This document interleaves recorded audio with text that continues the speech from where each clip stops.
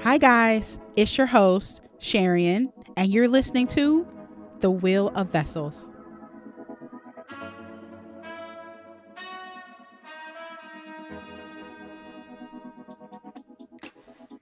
Wheel of Vessels family, welcome back. I'm so happy to have you guys today. This is our third part, a bonus episode on the Breonna Taylor case, and we'll be discussing it from God's perspective, keeping it biblical today.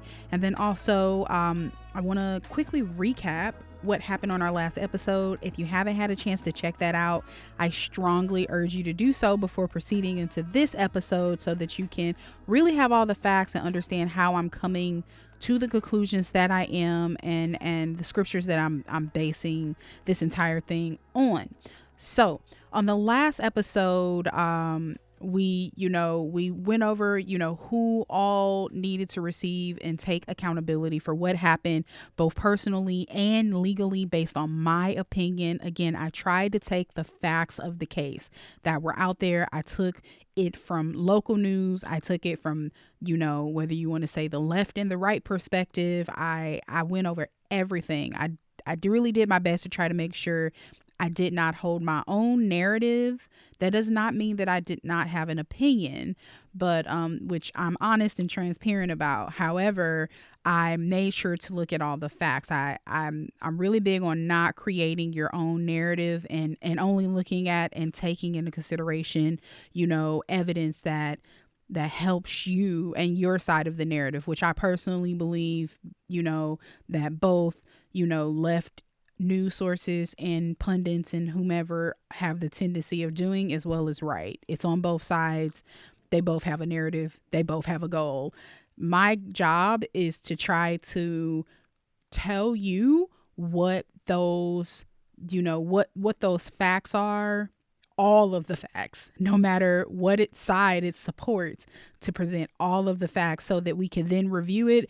I put my opinion in there of what I think, but you have your own mind. And so you come to your own conclusions based on the facts. And like I said, my job is to make sure that I'm bringing you all of the facts. I'm actually going to do that a little bit today because we're going to discuss a few updates on this case, and I will just tell you now, it is a very, very interesting.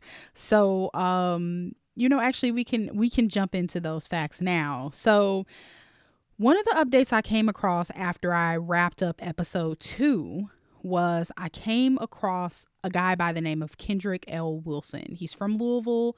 He was a Ford employee. I don't believe he still is now, after all of this stuff has occurred, but he was a Ford employee and he is a barbershop owner. He does a lot of different businesses.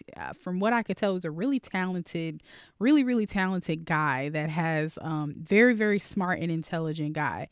Um, what is interesting about him and why he is relevant to this case is that he and Hankerson went to court after the fact that Hankerson, who patrolled the areas that Kendrick L. Wilson would go to bars and clubs at, they had, I guess you could say, a run in, but really, according to Kendrick, it was very orchestrated because, Kendrick is a young guy. He likes to go out and have a good time, and he met a couple of women. I believe it was in 2016, and it just so happened that those women were associated with Hankerson and both had intimate relationships, considered girlfriends of Hankerson, and Kendrick got intimately involved, possibly either with one or two, or both of them. I'm not 100% sure of how that exactly worked, but I know that all of this sort of surrounds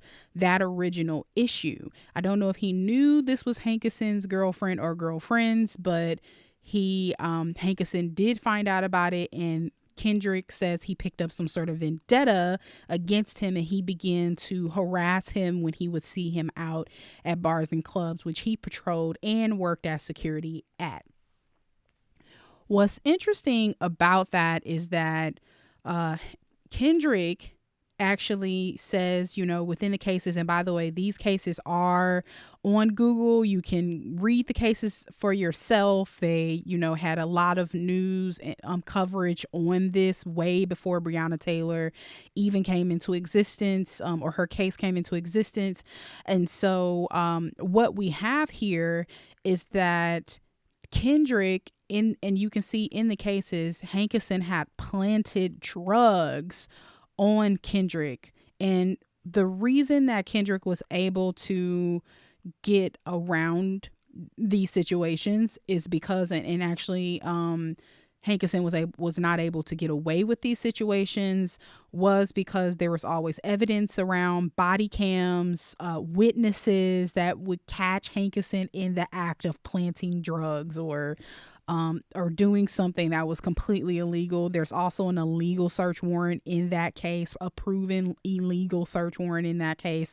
There also is, times where Hankerson would come to his house, and they would like ransack his house and steal money out of his house. And so it was just a really ugly case. And I couldn't believe what I was reading, and how Hankerson was, essentially, Kendrick, he actually wins 3 cases against Hankerson, but then Hankerson is not held responsible for the illegal acts that he did. And right now, I believe that Kendrick, with Breonna Taylor's lawyer, Breonna Taylor's family lawyer, Aguiar, they are actually going after the money that was stolen from him, in that case, was never returned to him. And so what's interesting about this, and why this is relevant, is the fact that after he won his 3rd case, Aguiar called Wilson, and he said, "How are you winning?"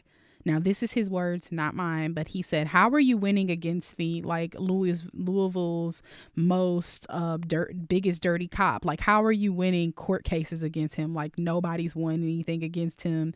Nobody's been able to defeat him, and you've now won 3 cases." I'm not sure if he had a lawyer in those cases, but I could have sworn I heard him say that he represented himself. And so that made it even more of like how could you win that case? And so he said, I've been watching, and I see that like you're really, really intelligent. I think that you should come, into our office and like help us, look over the Breonna Taylor case and see what you can find. He agrees. He says, he really wants justice for Breonna, and he feels that it's messed up, and he has years of back and forth with Hankerson and harassment, and he feels very confident that he knows for a fact that Hankerson is a dirty cop. And so essentially he comes into the office, he goes over all the evidence. Sam Aguiar, he says Sam Aguiar gave him everything, all the evidence, held nothing back. He saw the crime scene, he saw Breonna Taylor after her passing. He had everything, and he was able to take the evidence home for a total of I believe for 1 week, and then come back and give his findings. Him and Sam Aguiar worked on the case, and so together. And so essentially, after he works, I don't know exactly how long he was working on the case with Aguiar, but I do know that they came out with quite a bit of findings according to Kendrick, and so much so that Aguiar had been trying to get him to go to law school, and I think he even mentioned maybe paying for him to go, because he was so talented at looking over evidence and connecting pieces and things. And so one of the things that was really interesting about this is that while they were working on it, he says that they uncovered a lot.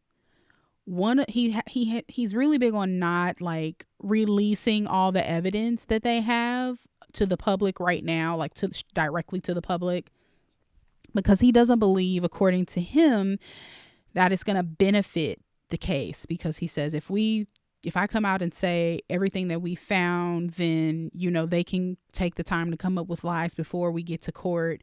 And he was like, I really want to see this go to court and then this evidence come out then, because then they don't have time to, come up with lies. And this, again, this is his perspective. And so one of the things, though, that he came out with two things, though, that actually he leaked quite a bit, but the two things that he's come out with that I have not heard the media talking about is that he says that they uncovered the fact that Breonna Taylor was shot point blank range in the head, very close up, and that it was actually an execution, and that has not been talked about.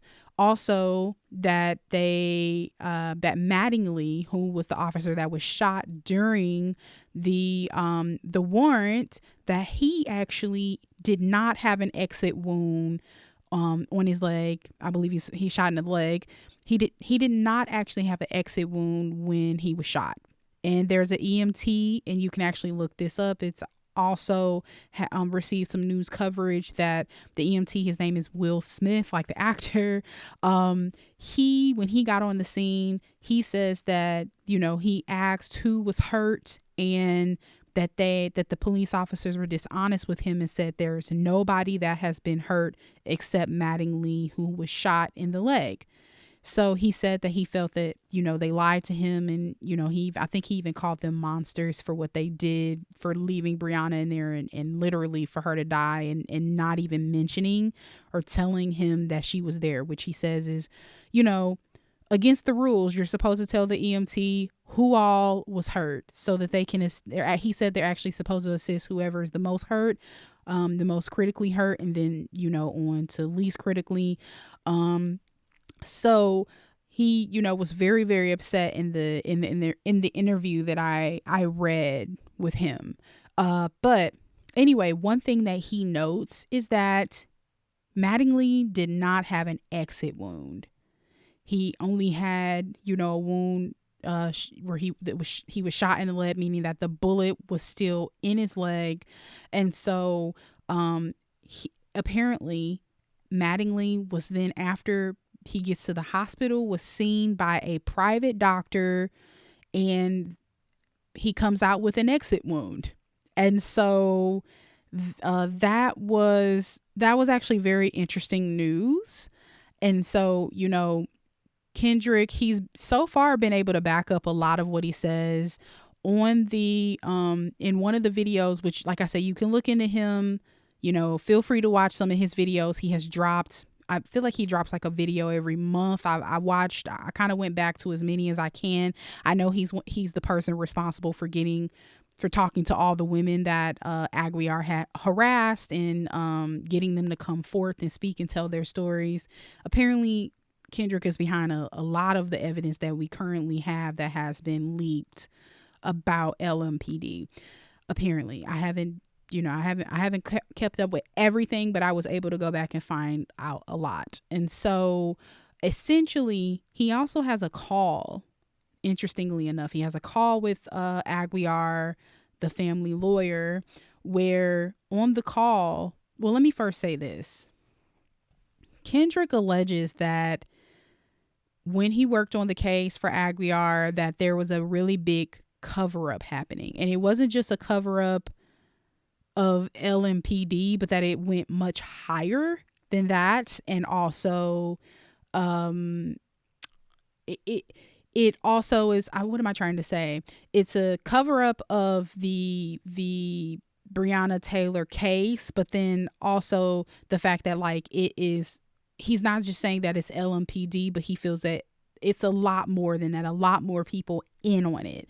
Meaning that he says, all of them are covering up evidence. And he was just like, based on the evidence I saw, it's a completely different narrative than what they're selling to the public, and that not just LMPD knows that, but that the news knows that he's alleging that Breonna Taylor's family lawyer knows that. He's even said Ben Crump, I believe that's his name, Tamika Mallory or whatever, he himself, not me, is saying that these folks are well aware of the true evidence, but nobody's discussing it because of how it's going to hurt them or their purposes, or whatever it is that they are trying to do.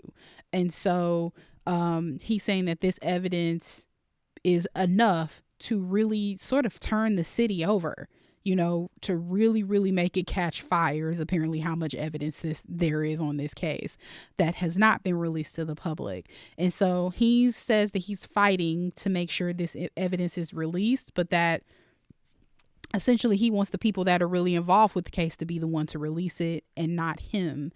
I did notice that he had quite a bit of protection. He has security guards with him now. His house has been ransacked again by LMPD as a result of leaking evidence, according to him, allegedly. Also, he released a phone call with Aguiar where they're discussing this cover up. And he completely leaked the phone call. And then Aguiar confronts him and says, I let you in on everything and you've been releasing it to the public. As if he couldn't trust him. And so he was like, I'm releasing it to the public because the public deserves to know. And the things that are going on with this case is not right. And you could really, completely burst this case wide open if you just tell the truth about what truly happened. And I don't understand why you won't do it. Aguiar in return says, I can't release the real evidence of what truly happened because if I do, I'm going to lose my job or I'm going to be taken off of this case. And so, that was quite interesting. I was like, what evidence could you possibly release that's going to help Breonna Taylor? And Kendrick actually says that, I believe, in the call. He's just like, how would you get fired or taken off of the case for telling the truth for something that's going to help Breonna Taylor? I don't understand. And he's like, you don't understand how high up this goes. Like, I cannot do that. And so I was just really... I'm not shocked. I can't say that I'm shocked, but it was just like, man, every time I think I know all the facts of this case, there's more winding turns and it just gets crazier and crazier. I can't imagine what this evidence could be, except for, of course, a real big cover up. But like, I can't imagine what all he possibly knows. All I can do is hope and pray that all that information does come out to the public, because I do believe the public deserves to know. If there is corruption going on, we need to confront it and remove the corruption, right? And so I'm hoping that this information does come out.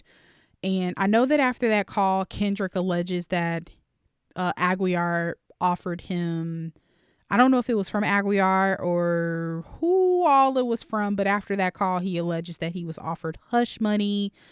And even on that call, I believe that it was kind of like, hey, just chill out, man. Let's just, be quiet, And so you could tell that was already the tone of the call. And so he says that he was offered this hush money, but that he turned it down and that he plans on, keeping the fight for the real evidence to be released to the public. And he says he's sitting on a lot of the evidence and it would basically ruin the credibility of, a lot of officials in Louisville. So definitely go check that out if you're interested. I also found out that AG Cameron was dishonest about Sergeant Mattingly's involvement in the case prior to the search warrant. Cameron said that Mattingly, Cosgrove, and Hankinson had no involvement in the preceding investigation or the obtainment of the search warrant. That turned out not to be true because Mattingly was involved in the case prior, and he actually was one of the people that communicated to Joshua James, who was actually the one that was in charge of getting the warrant. And he actually was one of the officers that told him there are no suspicious packages being sent to her house. Yet on the day of the warrant, he still went. So that's what I found out. Also, there's been a few more developments I haven't kept up with, but I think overall that my opinions still remain the same. I felt that the police should be held accountable. I felt that, certain folks involved, from the boyfriend to the ex-boyfriend, I felt that they did also have some accountability in this, whether they agree with that or not. these things are up for discussion. And so, but overall, what I don't feel like is up for discussion is the things that the police have done. They have not been held accountable for things that are completely illegal. And so I believe that is problematic, and I don't believe with any new evidence that comes out that that is going to change. I think it's just going to get worse, and hit and bring my opinion even further, just harder at what it is that I'm saying, which is that they haven't been held accountable, but they should be.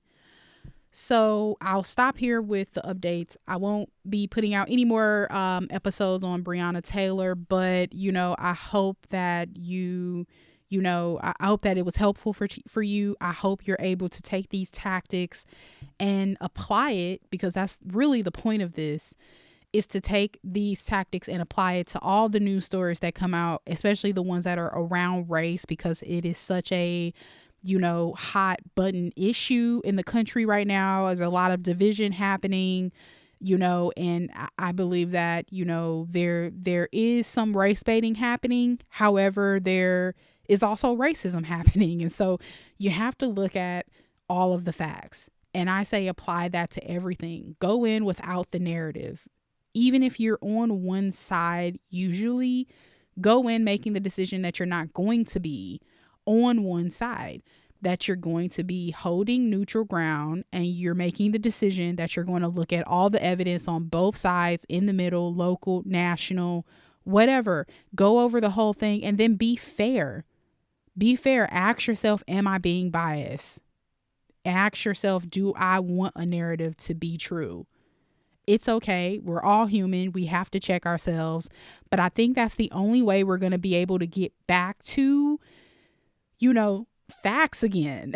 And that's what we need to get back to. We need to get back to seeing the facts. And so I think that that's really important and for us to get back to. And we need to then hold the journalists, we need to hold the news sources, the media companies, we need to hold them accountable for bringing us the facts. But they're not going to do it as long as this continues to work. As long as they see that it keeps creating these dumpster fires and people, and the news runs rampant, goes viral, and all these opinions come into it, and it makes people become inflamed and have visceral reactions, they're not going to stop until we make the decision that we're going to demand more from the news. And I personally believe that starts with going over the facts and then turning to the news and saying, why haven't you covered this? Why are you only saying that? Because to me, until we get to that point, we're going to be in this same position. And right now, just about everybody hates the news. I know I'm not feeling them very much right now. And so I think it's ridiculous that I had to take all of this time to go and research the case on my own and put all the facts together myself. I thought that was completely ridiculous. The closest I got to, to accuracy was looking at the local Louisville news. And then even then we're seeing now that they're apparently, all these news sources allegedly are sitting on all this evidence and refuse to release it for whatever reason. That's problematic. What is the motive here? What are we trying to do? Who are we covering for? And I just hate that. So anyways, I'll stop there when it comes to the updates, and I'll move on. You get my point. I hope you demand more. I definitely am. And I don't see news the same way. And going forward, I plan on doing basically becoming my own journalist in order to understand what's happening, which is ridiculous. Like, we are busy people. We should be able to trust you to deliver the facts, but we can't. So anyways, moving on. So I think what's really interesting, now jumping into more of like the Christian perspective on the case, and even more broader than that, right? Looking at the issues at hand in our nation that we're dealing with right now, I kept thinking about this. I kept saying to myself, isn't it interesting how God works? It's so interesting how he works, because as a believer, we know that when God wants to deal with an issue, he tends to bring it to light in ways that seem extremely uncomfortable for us. It feels like it's at the worst time, but we know that deep down inside that it's been hindering us from being like our best selves, right? We're talking about like when he deals with personal issues in our lives, right? He often will give us like years and years of patience, and he'll even allow us to go higher and higher to different levels in him, in God. But eventually when you reach a point where God like will no longer remain silent about your silent sins, or that you continue in, or the weights that hold you back from being the person he truly called you to be, he knows that in order for us to run the race well, we really need to remove every weight. We need to remove every hindrance. We need to lay down our sins that enable us very easily, get us caught up. Hebrews 12:1. And when this happens, there'll be no mistaking when it's God. It seems like you can never escape when he's trying to get your attention and he's ready for you to deal with something. You can find that you'll be, doing your best to escape the voice that's telling you, hey, hey, hey, hey, hey, you, I want you to deal with this. Hey, hey, hey, daughter, son, I need you to deal with this thing, right? You'll be trying to escape it. You'll put a movie on. You'll call a friend. You'll really busy yourself up. You may even avoid it for years, hoping that you don't have to deal with that thing. Whether it be because you don't know how to overcome, or you don't actually want to overcome because you enjoy what you're doing, another conversation. Either way, that hindrance hasn't been dealt with. And so, he'll bring the issue to the forefront, which is usually likely been playing the background up until that point.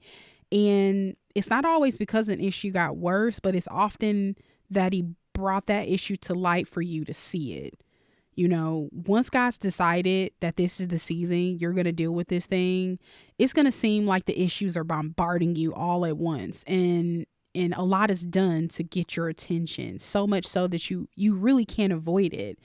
And also, no matter how much you try to convince God that you can't put it into this thing, or you don't believe it's a problem, or you don't want to deal with it, you're not going to win that argument against him. You will have to repeat this mountain a million times before you admit you have a problem. And, he'll allow you to repeat it a million times for you to get it and for you to see it. I mean, he doesn't want it to take that long. But, I mean, we can just look at the Israelites in the wilderness to see, he's willing. He's willing to take that time, whatever time it's going to take for you to understand you got to deal with this. And, by the time he's done bringing that issue to the surface, through allowing all these circumstances to bombard you and allowing it to get worse before it gets better, you'll be begging him to bring it to a resolve, lest the enemy gets the better of you. You'll find that if you turn back to that hindrance or that sin, the enemy is waiting on you. He's waiting to ensnare you greater than what he had even before, God was getting ready to deal with it. So if you're anything like me, you probably have a place that you go to in your home and you just wail to God, asking why, telling him how much it hurts to deal with this issue. And he listens. He empathizes with you, all while strengthening you and preparing you to deal with this task at hand. But what he isn't going to do is absolve you, or enable you. Even if he has to hold your hand the whole way, you're going to face the music. And ladies and gentlemen, I present to you that he is ready to deal with the issue of racism in America. You might be contesting right now, but I promise you, this is no different than those big sins or little foxes he confronts you about in your personal life. The only difference is that this is happening at a national or even global scale. And to some extent, really, this isn't really about you directly or personally, unless you have a heart that needs to be dealt with as well. But I believe it's important that we take the politics out of this, because racism is on God's heart. We clearly see that because of how much he's allowed it to go on from the background to the surface. He used any and everybody to show America's ugliest side, to show the underbelly, the dark underbelly of America. He's used Black Lives Matter. He's used the president. He's used KKK and white nationalists. He's used the evangelical church. He's used your favorite white pastor. He's used your favorite artists, both black and white. He's used the police. He's used thugs and criminals. He's used privatized prison systems. He's used your favorite place to shop at. He's used your local teacher in her Facebook rant and then she gets fired. He's literally used every angle to expose all of it. Nobody is safe. He's making us deal with everything. He's bringing everything to the forefront. If you can't see God on this, I question your eyesight. I question your spiritual sight right now, because clearly it's got God written all over it. He's ready to deal with it. He's ready to deal with the unrepentant sin of racism. This is the biggest principality this country has ever dealt with, and they actually haven't dealt with it. Instead, we've hid it. We've removed it from history books. We've tried to keep it quiet. There's been no reparations or payment to people that had that were enslaved to this country and built it. Come on. We're still dealing with systemic racism on all ends. If you can't see the fact that, God deals with every sin, every unrepentant sin that just goes on and on and on. We can just we have so much Bible to prove that it's not even funny. So if you think he's not going to deal with this and be, he's just going to be, giving favor to one race over another over and over and over and over and over and over for generations and generations, and that's not going to end, you're crazy. You're crazy. Okay? I need you to think about that. Because God is not a respecter of persons. He does not favor one group over another. He created us all to be different, and it's a beautiful thing. He created us all to be equal, and it's a beautiful thing. When people come up against that, he'll give you time to repent. He'll give you time to change it. He'll give you time. You know what I mean? But if you refuse to turn from that sin, he's going to deal with it. And like I said, I believe it's time now and that he's dealing with it. I'm not the only one that the Lord is using to come out and speak about this. There are going to be other people the Lord's going to raise up, and he's going to use them to deal with race. He's going to balance the scales. But I say to you, what inside of you, if you are a person that's afraid of that, and deep down you're holding and clasping for that power and veiling it under religion, if you know that you're doing that, you need to ask yourself, what are you afraid of? What am I scared of? Why am I doing this? Do I not trust God? Why am I deceiving myself? Why am I lying to myself? And if you really believe that lie, I'm asking you to educate yourself, because there's a group of people that are terribly hurting. They're hurting behind these actions. They're hurting behind the inequality. They're hurting behind being born into these things. And we know that the gospel is one that is for the oppressed, that is for the poor. We need to get back to helping people, that you're doing what the church is actually supposed to be doing. It's not supposed to be protecting one group and oppressing another. The gospel is meant to help the people at the bottom. And we know that. And when we do that, that's when we grow. That's when the real gospel is spread. Do you truly care about the real gospel? Or do you only care about the gospel that benefits you? Because I dare to say that is another gospel. So anyways, as I was saying, I just feel like, what else does God have to show you that, racism is real and it's on his heart? What else does he have to do? How many more cases have to come out? How many more people have to die for us to understand it's time? It's time. It's only going to get worse. It's time. And so, we got to smell the coffee. It's time to be just as serious about racism as we are about abortion. It's time to be just as serious about racism as we are about poverty, you know, in mission trips and persecution in China. It's important. You know, it's time to be as serious about racism as you are about Christ himself. You know, he cared about these types of issues. So, you know, when Christ is ready to deal with something, who are we to tell him no? Who are you, sir? Who are you, ma'am? Who are you? Who am I? We should all act like the fear of the Lord is inside of us and say, yes, let's deal with it. Let's let go of all the excuses. Let's let go of all of our ignorances and our bias and understand what's happening and learn about what's happening and be empathetic and compassionate with one another. Because we can't, instead of just trying to jump into reconciliation, first of all, you cannot reconcile what was never together, was never united. How can you reconcile something that was never united in the first place? You cannot. So stop trying to jump into reconciliation. There's no such thing. We can't jump into something and bring it together if there's nothing to reconcile. We won't even admit that this thing happened and exists. So busy being defensive. And so until we can deal with the excuses and just absorb the facts, we can't move forward. And it's going to continue to be, you know, a garbage fire. You know, instead of pushing out the excuses that black people are pawns, black people are in their emotions, racism doesn't exist, and, you know, not everybody was slave holders, you know, they're always crying victim, but they're the biggest criminals, you know, and look at this token black here that's conservative and they don't even believe in racism or think it's real. Look, they even agree with us. Look at what they said.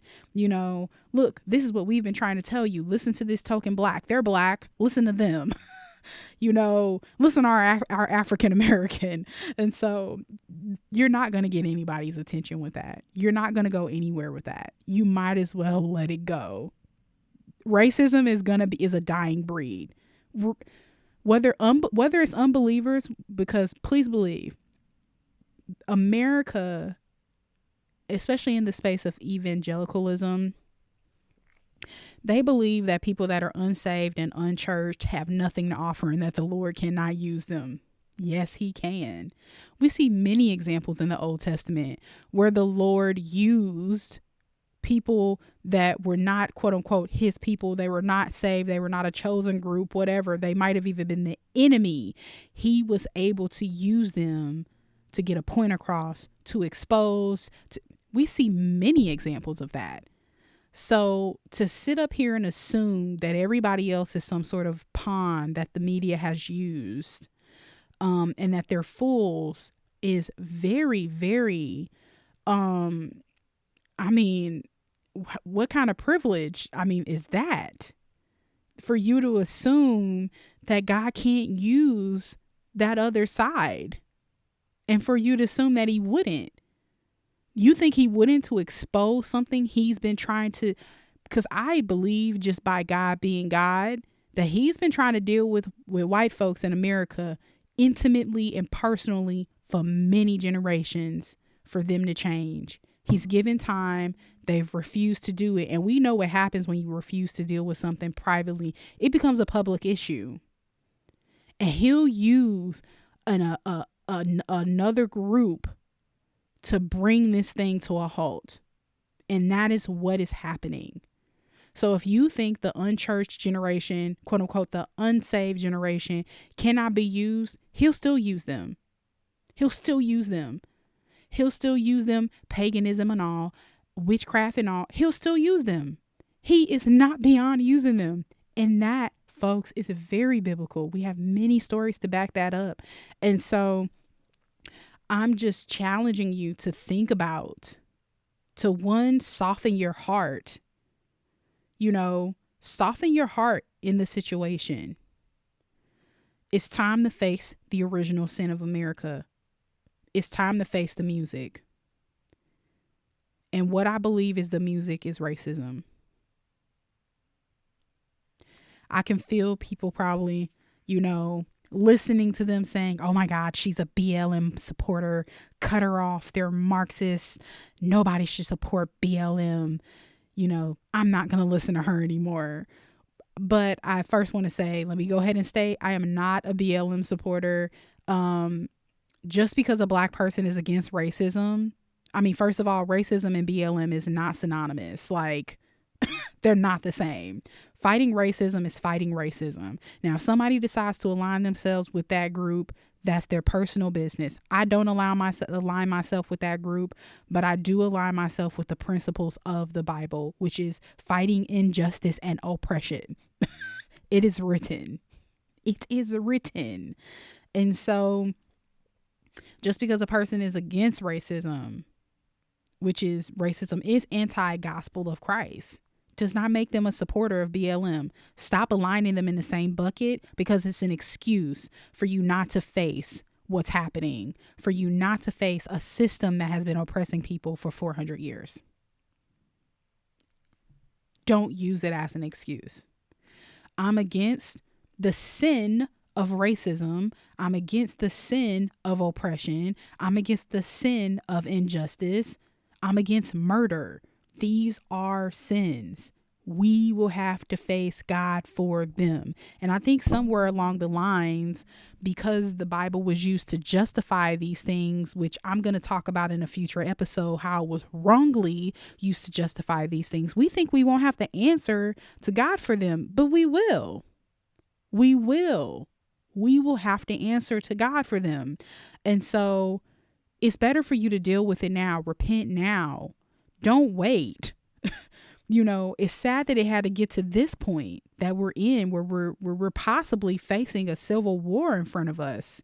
It's sad that we had to get to this point, that hearts remain so hardened to hold on to power and to keep other groups oppressed, that we had to get to this point.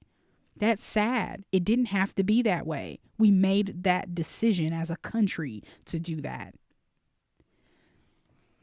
Black people have been suffering for generations upon generations. They've been saying out loud that they've been brutally mistreated and murdered by the police. So to call them pawns is really an insult. Nobody believed Black folks were being brutally mistreated and murdered by police until camera phones came. And then they were finally empowered to record, when people in authority were doing wrong. It wasn't until the public saw video executions of Black people on the streets being murdered by authorities, people that were sworn to protect.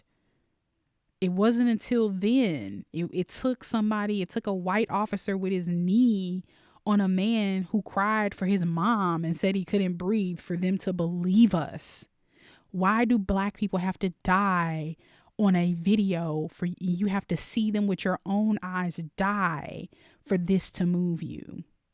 And only for a few hours, a few weeks, maybe a couple months. Then back to normal you go.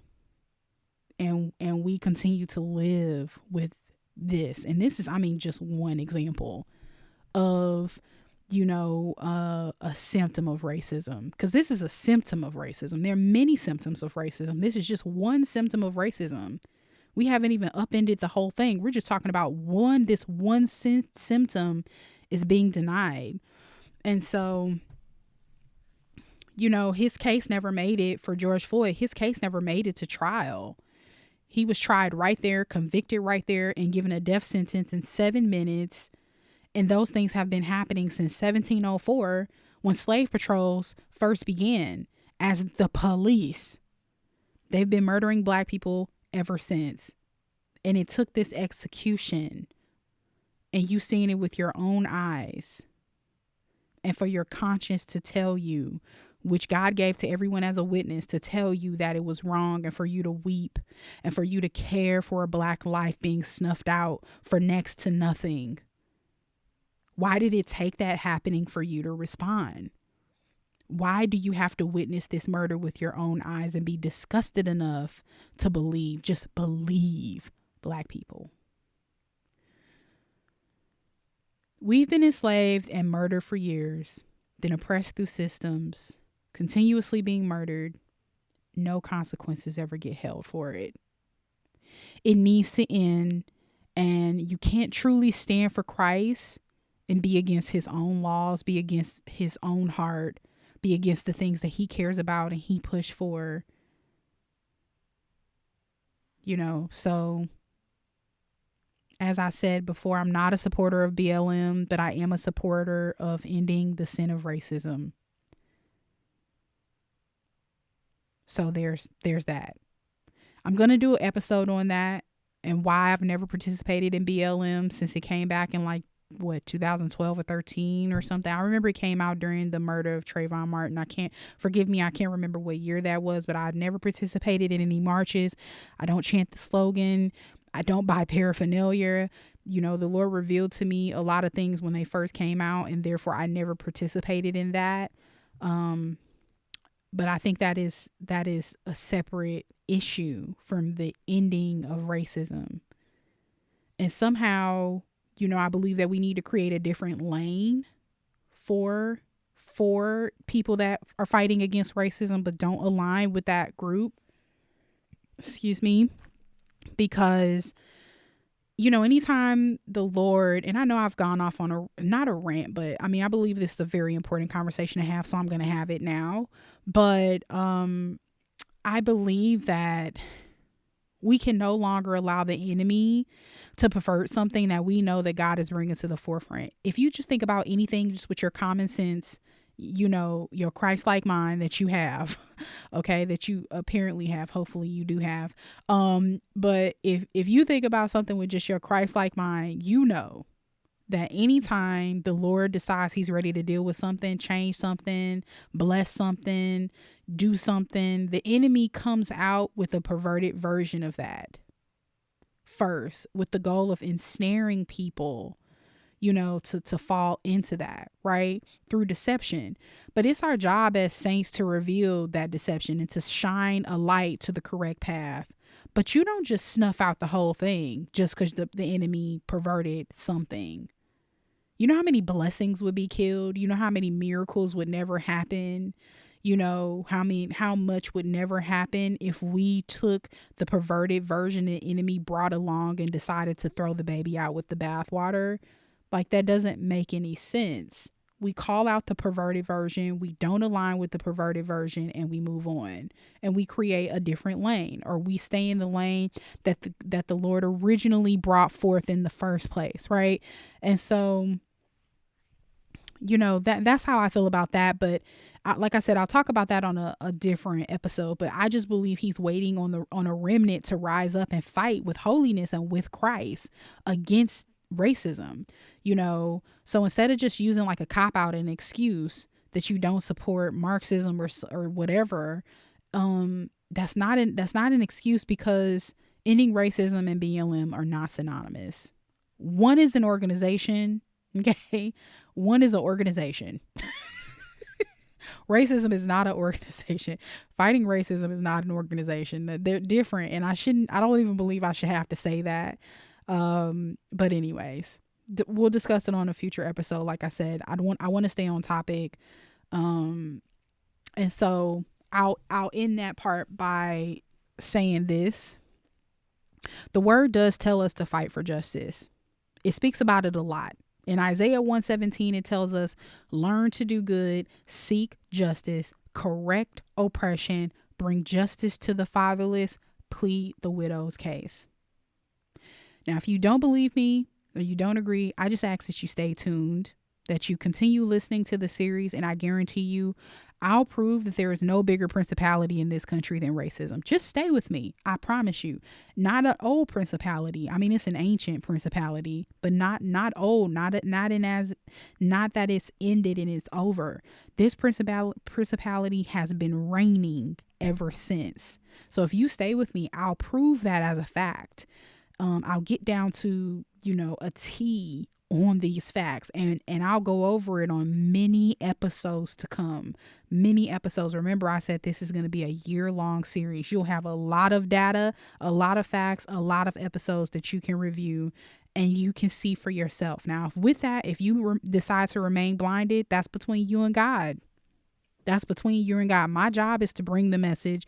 My job is to bring it to you, to bring the education. But if you make the decision to turn a blind eye, you're being complicit. You're being complicit to the principality. Just don't walk around saying you're of Christ and you're being complicit to a principality. So, I know you're probably thinking, well, how is this relevant to Breonna Taylor? You know, I believe it's relevant because I'm saying that God wants to confront the issue, and he often has many points of reference when confronting an issue. And I feel that this is a chapter in a book of the issue, just a very small, tiny chapter in the book of the issue. Breonna Taylor has become she's going to be a household name by the time this is done. And I mean, we could have made these things up. Just think about the updates I just gave earlier. If all these things are true, I mean, talk about a perfect storm, a terrible disaster, and out of everything, the Lord chose to expose this one. So, as I said, this is an example reference of the issue of racism in America, and I want to, dissect that biblically today. So, as I stated on the last episode, I gave the facts around the case, talked about that a little bit earlier, dealt with the blame in the situation, and I felt that the biggest blame, of course, came to the LMPD. I proved that with facts, released in the episode. No one can say that I did not include all the facts. That's why I broke it up into 2 different episodes. I studied the leaked news. I studied the local news. I studied the left and the right news. I studied the lawyers on both sides on what they had to say, from AG Cameron to Aguiar, video interviews, grand jury recordings. And it all pointed to a terrible cover up, which I believe, as I said earlier, that they should be held accountable, and that people really should keep fighting to have this case reopened, because, A.G. Cameron holds a great deal of responsibility for what he's done. And he's apparently, evangelical. And I say you're going to have to answer to God for that, because you knew better. Reminds me of Romans 2, when Paul told the Jews, you try to point the finger at the Gentiles, but you knew better. You knew better. And because of that, your judgment is greater. You knew better, and you still chose the dishonest route.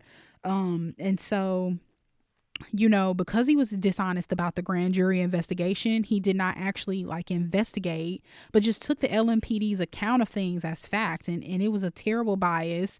He didn't even allow Breonna a shot for justice, or presented indictments as being on the table. It's sad, and it's not God. Joshua James is responsible because he falsified the warrant, admitted he lied in order to gain access to Breonna's apartment. Again, you will be held accountable, if not on this earth, after this earth. So I hold them legally responsible. Vengeance is the Lord's. And you should have a fear of the Lord when it comes to that crookedness. You should have a fear of the Lord, And like I said, people should really fight for this case to be reopened, because Daniel Cameron has not been honest with the public, and he assisted in covering up the covering for the LMPD. People should really vote him out. It's been proven. We've caught him in the lies. I talked about that on the last episode. I even talked about that earlier in this episode. He should be charged with obstructing justice. He should be charged with more than that, in my opinion. But excuse me, I'm so sorry. I also hold Jamarcus Glover personally responsible. I don't hold him legally responsible because he's not who shot Breonna. However, he got her tied up in this, and we have to do better, and we have to make better decisions as a people. And I'm going to talk about that in a future episode as well. Nobody's safe. I'm talking about everything. We're going to talk about black on black crime. We're going to talk about if that's really a conversation that should be had now. We're going to talk about all that. But if you decide to do dirty work, that's your business, but you shouldn't be involving people in your life who are innocent or trying to do things the right way. Handle your own stuff. I also hold Cosgrove, Mattingly, and Hankinson superiorly responsible, because that's who blindly shot numerous times in Breonna's apartment. I mean, and apparently, allegedly, if Kendrick Wilson's information about her being shot at point blank range in the head as execution style. If that's true, that's a whole different conversation. That is, he says that he knows who's responsible for that. I have no idea, like who made that shot. Um, all we can do is just wait and see what ends up happening. But right now, I hold those three officers most responsible, along with Joshua James, who's been able to just completely skate by after he admitted to getting an illegal warrant. It really starts with him, and he should really be held responsible. And I can't believe that they've just completely covered him in this entire thing. It's unbelievable to me. Undoubtedly, it's wrong. So, anyways, um, let's see. So, where do I want to jump in here? I think I've discussed already. I felt what I felt, that I felt Breonna held some responsibility with her own death, so to say, because though, I'm not the one to judge her. Only God can judge her and her decisions. Do I think it should have led to her death? Absolutely not. But do I think we have to learn from, who we get involved with, who we allow into our lives, who we date? Yes. My overall point is that, this situation is a reference point to show the flaws of our country, and it shows ourselves, it shows our own faces, and it shows it over and over for what feels like a really bad movie that has, a plot that forces us to relive the same day over and over again. It's like a terrible horror film version of like Groundhog's Day. It's a terrible analogy, but I know you guys get what I'm saying, because it feels like we're living in the Twilight Zone, and Americans like still don't get it. And they can't see God in all of this. And I don't know what it's going to take for us all to wake up and like smell the coffee here. But I hope I'm doing more than just like agitating you, because I'm sure I'm agitating some people, some listeners, if they're still even listening. But I'm actually hoping that's not really my goal. I want to bring thoughts to your mind of how God works, and really show you that it's on the mind of God. And when he's ready to deal with things, we have to deal with it. Some point in one of these episodes, I'm going to tell my own story because it's very interesting. I've had really, really crazy encounters with race, and I used to ask God, like, why did you allow these things to happen to me? I could look around and, when I would tell people my experiences with race, and they would be unbelievable to people, and some people wouldn't even be able to understand how all of this could happen to one person. And I would ask God, why did you allow all this to happen to me? And I didn't really ever really get an answer for years. Eventually, I just moved on, and the Lord helped heal my heart of the situations that had happened to me, because I can tell you now, I was hurt and I was bitter. I was angry. I was angry at white people because of what had happened to me. And for a long time, the Lord just worked on my heart, years. And then recently, I'd say in the last like 6 months, he brought it back up to me and said, it's time for you to deal with this. But I need you to, discuss it. And I really didn't want to do this series. I can't explain to you how much I didn't want to do this. Because I got myself so far away from race and the effects that it had on me. I didn't ever want to have to deal with it again. When I would see things happening in the news, I would just turn I would turn a blind eye, because I knew how much it had affected me emotionally before, when I was I've been a Christian since I was 12, but I had my younger years, which were like lots of fun and whatever, and so I didn't want to go back to how I was when I was just doing me, and God was more in the background in my life, and how hurt I was. I didn't ever want to go back to that. And so I didn't want to do this, but it was just like The Lord wouldn't let me get around this thing. And so this for me was not necessarily a desire. It's not for me to come after white people like some people may be thinking. It took a lot for me to get here and to be willing to have this conversation. I want you to understand that it's excruciating to reopen this door in some ways. I don't want to say excruciating, but it can be hard. It can be very hard to have this conversation and dangerous. And so I am really trying to open myself up and be willing to discuss this from many different angles with the hope of dealing and helping everybody deal with injustice and inequality the way from God's eyes. And so I don't know about you, but I'm really ready to get off this ride, and I want us to fix this coaster because it makes everybody's stomach drop, gives everybody a stomach ache. It's snatching wigs and edges across America. It's painful. It's giving people night terrors, and so many people who are already living in fear, but now, all of America for one reason or another seems to be living in fear, and put a pandemic on top of that, and we're talking about some real crazy coasters here. And so Americans are afraid, and people think this is a new thing, but this type of tragedy has been happening to Black people for generations and generations. It's not new. It's amplified on media, but it's not new. And so I just want us to be conscious of that. I want us to be conscious of what we're taking in, what pundits and, political supporters were listening to when they make their comments, and they push their narratives and they gaslight and all of that, because it's not Christian. And I think it's very important that we go back to the gospel, and if you've never been there, to go to it for the first time and deal with it how Christ would. Don't allow these things to seep into your spirit.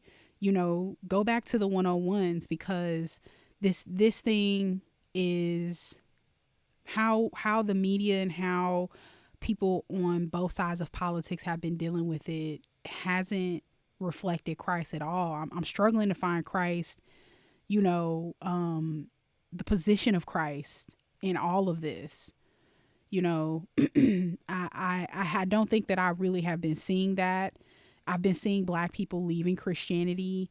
I've been seeing young white people. I've been seeing a lot of people leave Christianity because of the hypocrisy that they're seeing and the hatred that they're seeing, and it's not God's heart. So, we as Christians, we have to be the templates. We have to be the examples. We have to, I think that's one of the major reasons we, we haven't been the example, is because the principality of racism has really been born out of and works hand in hand with the spirit of religion. That's a different topic for a different day. But, I want us to just readjust our rear view mirrors. We need to, use our spiritual sight, because it's been very off, and it's been severely hurting our chances at a bright future, at diversity in America. We're supposed to be advancing the kingdom of God together, not as a Black and white church that's been separated, but we never started together. Black people were not allowed to be in white churches. We were completely segregated. And then when they were allowed, they had to sit in balconies. They had to sit in separate sections in church, and I think that's a problem. So, was Breonna innocent, or was she guilty? Was she knee deep in the drug game, as I've heard so many people say, who I'll leave nameless? Or was she innocently snatched from this earth, just minding her business? I don't believe anything's black and white. The case is crazy complex, has new pieces literally being released every day. But we do know that there is no proof that Breonna was knee deep in anything. But we do know that she liked a good bad boy. And, that isn't necessarily a crime, but it didn't help her in this case. It hurt her. And so, her decisions weren't perfect. I think that, a lot of us in our 20s have terrible pickers when it comes to men. And, it's just important that all of us as women reflect on who we allow in our lives, and that we always put ourselves first, because I think one of her biggest mistakes is she was constantly putting other people before herself, unfortunately. And in the end, that hurt her, because she wasn't being looked out for the way she should have. And I think that's sad. I think that's sad. So I think the biblical perspective I want to take today to really break this down is I want to read the story of the woman caught in adultery in John 8 through 11. I'm going to read that really quickly. So, Jesus returned to the Mount of Olives, but early the next morning he was back again at the temple. A crowd soon gathered and he sat down and taught them. As he was speaking, the teachers of religious law and the Pharisees brought a woman who had been caught in the act of adultery. They put her in front of the crowd. Teacher, they said to Jesus, this woman was caught in the act of adultery. The law of Moses says to stone her. What do you say? They were trying to trap him into saying something they could use against him, but Jesus stooped down and wrote in the dust with his finger.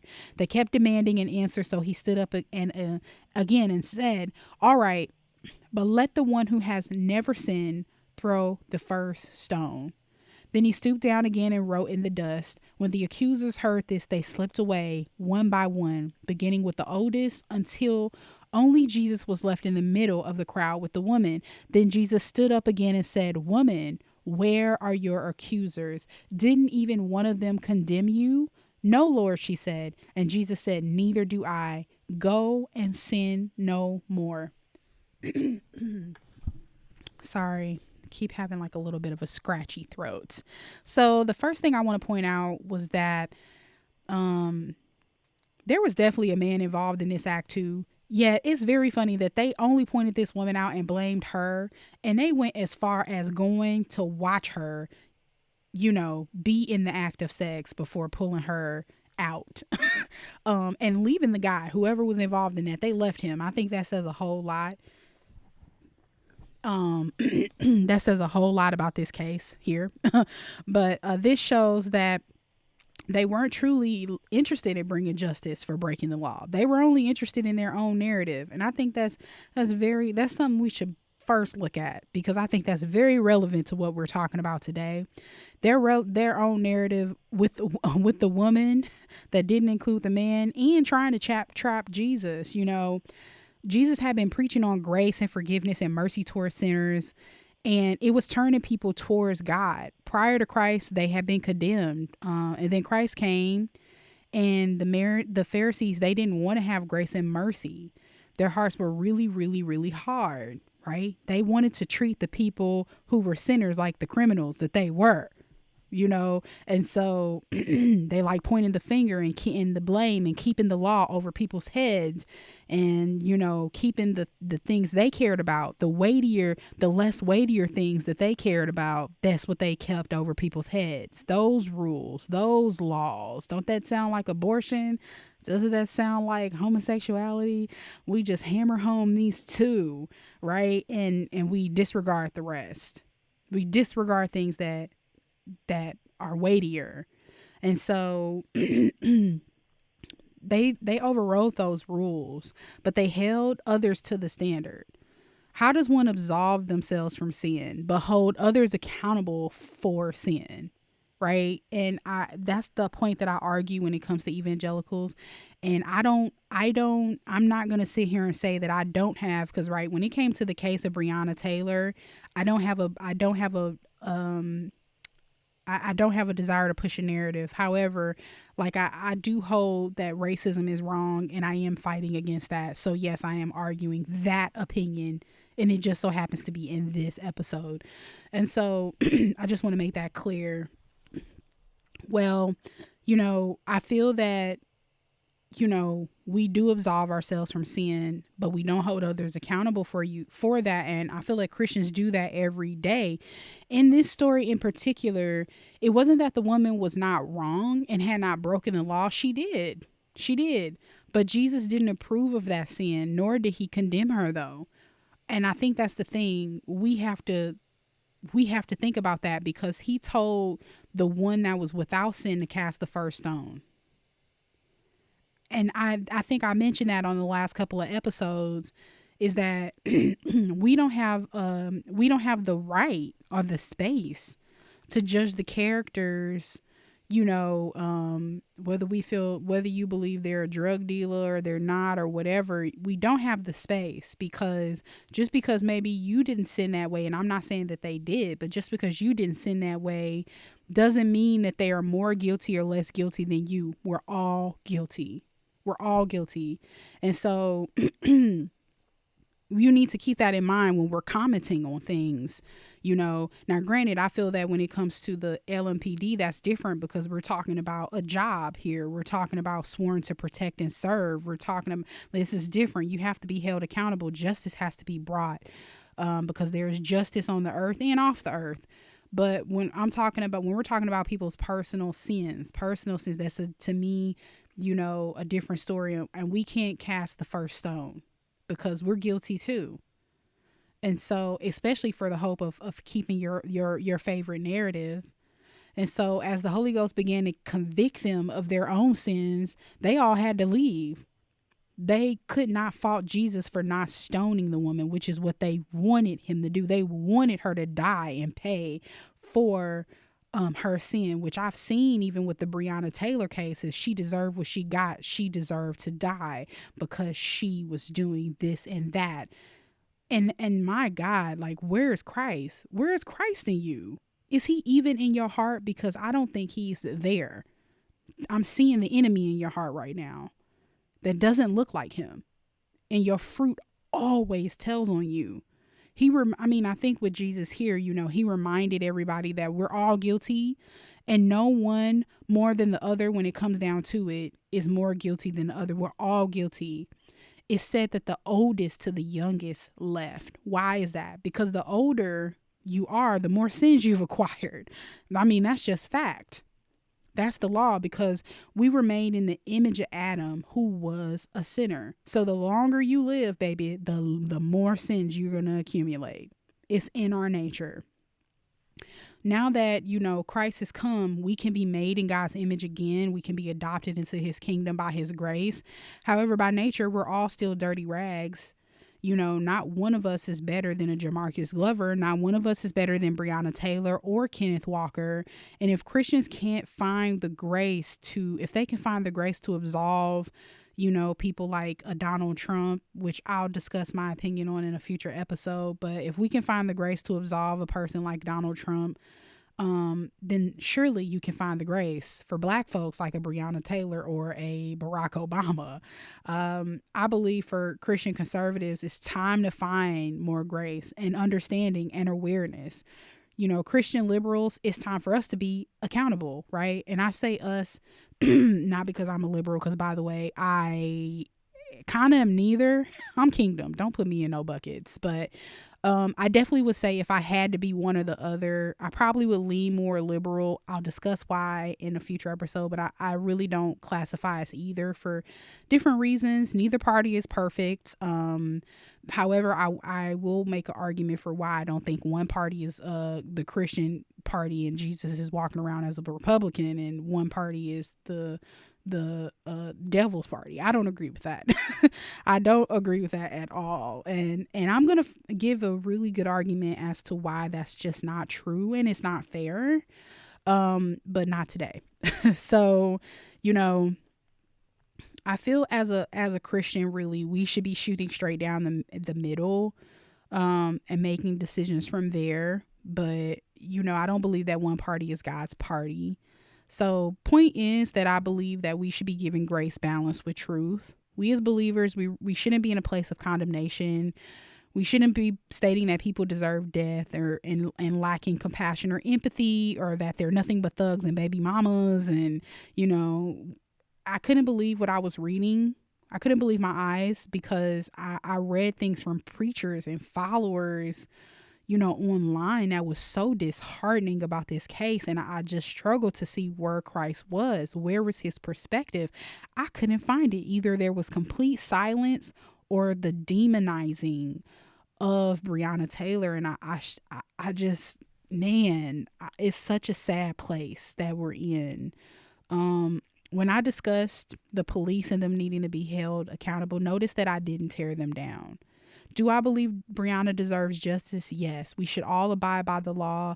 None of us are exempt here on this earth, and that's biblical. But do I drag the police across the earth and back? No.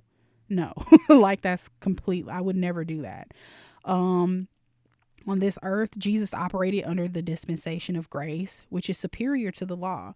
Even when people, no matter what sin people are quote unquote knee deep in, we should still have grace. It's not our job to behave like the world and to criticize, condemn, drag. I mean, that shouldn't be in our personality.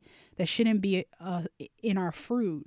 But I've been seeing Christians behaving worse than everybody else, and we wonder why the next generation is completely running for the hills and away from Christ. We don't look good. Like, we're literally slinging mud at each other. I think this is completely crazy. We look mean. We look wicked. And it's crazy when the unchurched can look and say, I don't see Christ in this, but the people that are quote unquote church can't even see that. That's a problem. Reflect on that. In their hearts, they know something is wrong with this picture. And now conservative in their mind is synonymous with Christian, which is so problematic. But, they don't want anything to do with it now. So if you've allowed politics and the protection of your stance to condemn and lack compassion, on people and for people, I think you should be questioning your heart posture, because that's not God. You should ask him, pray that he reveal to you your own heart, your heart's position, and if there's nothing there, nothing will come out. But if there is, he'll show it to you. One thing about God is that when you get to the pearly gates and he begins to tell you your fate and if you're going to go in or not, and he reviews your life work with you, you won't be allowed to point fingers at each other. If you go and he says, you did not forgive your husband or your wife for cheating on you, or that man for robbing you, or for killing that loved one, and you'll say, but they hurt me, they did this and they did that. He will only turn your attention to yourself. There won't be any room to accuse, even if you're right, because your actions and your response is what matters. That's what he's judging.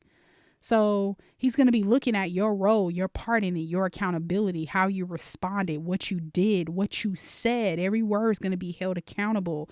He's going to say, but when you sinned against this one or that one, I covered you, I protected you, I love you, I forgave you. Yet you do this and you don't forgive them. I know you were hurt, but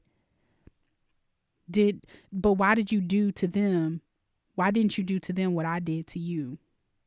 Why didn't you find the grace to forgive them? He has to hold you accountable for those actions, especially when they're consistently wrong, consistently hard-hearted, consistently overly religious, consistently not like him. He says in Matthew 6:4-15, for if you forgive others for their transgressions, your heavenly Father will also forgive you. Unforgiveness itself is a sin. So if you don't forgive and hold people, and if you don't forgive and you hold people in your heart, God will hold you accountable for that, and you'll have given a foothold to the enemy over your life. Things just go downhill from there when it comes to your heart. Allow him to scratch off the blackness there. Our forgiveness from God is conditional upon us forgiving others. And you might be thinking, well, this doesn't have that much to do with forgiveness, but it does. It does. That lack of compassion, that those things are all related. But if you don't forgive others, then will your Father not forgive your transgressions? If you forgive others their trespasses, your heavenly Father will also forgive you. In Psalms 103:12, it says, as far as the east is from the west, so far does he remove our transgressions from us. I don't know about you, but I know for me, I want him to remove my transgressions. So I'm quick. I try to be quick to forgive. I try to always release people from my heart. I try to always have compassion on people. compassion. I don't hate any police officer. I don't hate the police. I don't believe we shouldn't have police. I'm going to have compassion on all parties. Ephesians 4:31 says, "Let all bitterness and wrath and anger and clamor and slander be put away from you, along with all malice." You see, God showed his love to us while we were still sinners. As still sinners, he died for us. So if we're not forgiving others and having compassion on others and grace on others, then we can't come to God and ask him for his grace, his mercy, his forgiveness, because while you were still knee deep in your sin, he forgave you. If you won't do it, why should he? He sent his son and allowed him to be murdered. He went to the highest extent to forgive you. Friends, you have to learn to do the same. I'm not saying Breonna even needs to be forgiven. That's not what I'm saying. I'm stating you need to have grace for her life, however she lived. She needs grace. So, I feel Jesus is the only one there is who was sinless and qualified to condemn, but he chose not to condemn. We have to follow his lead. We must follow our master and not just be doctrinal in the word, but applicational. Behave like what you read. Will we be perfect? No, but slandering and lacking compassion and grace is ungodly. It's not Christ-like. And if you move that way for the sake of I'm just stating the facts, I'm likely to believe that your father is the devil, like the Pharisees. You know that though they were defending God also, they were wrong as two left feet. The mistake the Pharisees made in the story of the adulteress was that they thought they were better sinners than this adulteress was. But they were making the same mistakes as her, even worse, because they supposedly live by the law. This same mistake is being made today. It's like, who wants to be the best sinner? If we break one single command, we're guilty of all of them in God's sight. Don't you know that when you approach God by faith humbly through Christ, asking, for him to break sin's dominion, that's what he wants you to break today, people. What happened was a tragedy. How it happened was wrong. There's no ifs, ands, or buts about that. Don't give way to keeping, wrong going strong. Admit the wrong that people are doing, that you are doing. If you know you've participated, repent of it and turn from it. As believers, we have to set the example on how to move forward the right way. We should present solutions. We should show grace and compassion to everyone involved and uphold justice for the poor. That is the right way. When you see believers speaking ill, correct it and set the example. But don't participate in the slander of people's character. Make the decision to rise above and fight for God's causes. Make the decision to love on the unlovable and the guilty. Why? Because when this adulteress saw that all those who condemned her was leaving, she could have ran and she could have escaped. But it was God's love that kept her there. And I love how Andrew Womack's commentary says this. She had become a captive of his love. No one had ever loved her like Jesus. And that is why she did not run. This is what she wanted all of her life. She wasn't about to lose that. When people are promiscuous, both men and women, they're often looking to be loved. There's something in the intimacy that they never had or received in their life that they want. She found the only thing that would fill that empty void, and it was Christ. So today, be that example of Christ to others. Your one response and covering could be what leads someone to turn to him, because we may not be doing the exact same transgressions, but we are guilty of being lawbreakers. See James 2:10. And therefore, we're disqualified from being the judge. We are better off to leaving judging to God, because we may not have worshipped idols, but they were, but they were covetous. or we were covetous. We may not have had idols, actual idols, but we've had idols on the thrones of our hearts, such as sexual immorality, lust, greed, worshiping the things of the world. You may not have committed adultery, but you've lusted in your heart, which Jesus said was actually equal to adultery. You may not have murdered anyone, but you've likely hated someone at some point in your life. Those both come from the same root sin. See Matthew 5:21-22. When viewed in this way, judgment for others disappeared and mercy comes to light. If you refuse and keep on with like hard-heartedness, just understand that, you're only going to hurt your own case when you go before God with the desire to have mercy, with the desire to have him forgive you. When you're hard-hearted to other people, you're asking for a harsher judgment on your own life. Harsh judgment, is a hindrance to God and his kingdom. In James 2:13, it says, because judgment without mercy will be shown to anyone who has not been merciful. Mercy triumphs over judgment. Those who show mercy will be shown mercy, but those who are hard-hearted and unmerciful will reap the same when they stand before the judgment seat of God. This isn't just saying that good people will make it to heaven and bad people will go to hell. The scriptures reveal that there is none righteous, no, not one. All have sinned and come short of the glory of God. And the wages for our sin are death. But only through faith in the finished work of Christ can we be saved. When that salvation takes place, our response is to live holy, to behave holy towards other people. Holiness is a fruit of salvation, not the root of it. If you truly have salvation, being saved by grace through faith, then you should now be exhibiting that changed life in your actions all the time. So I'll leave off by saying that those involved that are still here, to Jamarcus Glover, to Kenneth Walker, if I had anything to say to these two, I'd urge them to turn to Christ today. If you turn from your ways and sin no more, God is waiting on you. Now, does that mean you'll never sin again? No, but it means you'll be justified, by his grace, by his faith. You'll be justified. You'll be able to walk with Christ. God does not condemn you, but see him today and receive his gospel.